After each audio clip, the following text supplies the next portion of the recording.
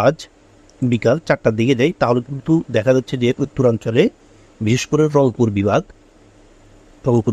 এরপর হচ্ছে আমাদের দিনাজপুর, ঠাকুরগাঁও, বাগেরহাট, এরপর হচ্ছে মহাদেবপুর, বগুড়া, এরপর হচ্ছে সরিষাবাড়ি, ময়মনসিংহ, এরপর হচ্ছে আমাদের ঘোড়াঘাট, চররাজীপুর, এই সকল অঞ্চলে ভারী বৃষ্টি রয়েছে আজ বিকাল 4টা বাজে।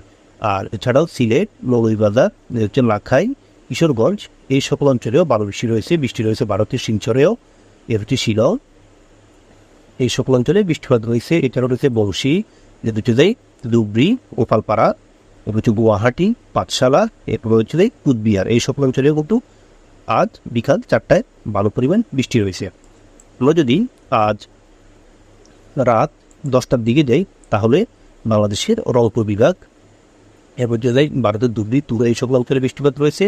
আর পঞ্চগড়, দিনাজপুর, রংপুর, এই যে ঘোড়াঘাট,